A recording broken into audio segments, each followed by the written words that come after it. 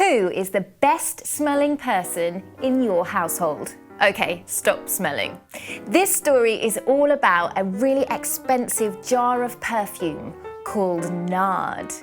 You can just imagine the TV ad now. Do, do, do, do, nard.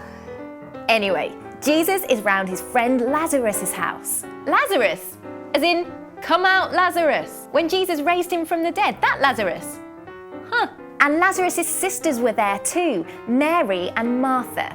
They all get on like a house on fire. They wanted to put a special meal on in honor of Jesus. What do you cook for the one who raised you back to life? Mac and cheese? Fajitas? No. You go all out. Lasagna. Can you get the garlic bread out of the freezer? And get the best plates. Martha is serving up the food when Mary does this incredible thing. She pours a jar of the most expensive perfume over Jesus' feet.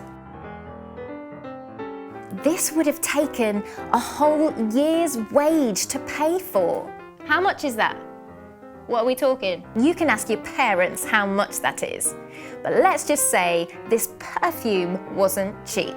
And there it was, poured all over Jesus' feet. Wow, it's a little bit wasteful though, right? Well, that's what Judas thought. Boo! Who invited Judas? He can't believe that Mary would waste something so expensive. He was all like, why was that perfume not sold and the money given to the poor? Nice try, Judas, but we all know you don't really care about the poor.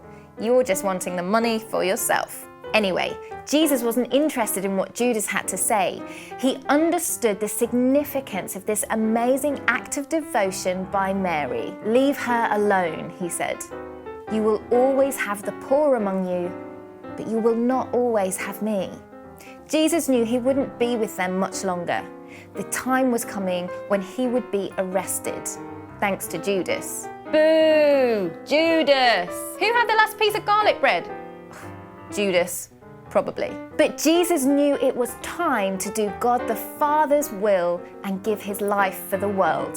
Mary pouring that hugely expensive perfume over Jesus was a response to the adoration she was feeling in her heart. She didn't allow the "what will people think" thought to determine her worship. She only cared about what her Saviour thought. She knew that there was nothing she could give or do that would match what Jesus was about to do for her in dying on the cross.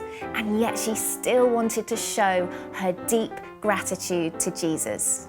You can read the story of Mary's amazing act of devotion for yourself in the book of John, chapter 12.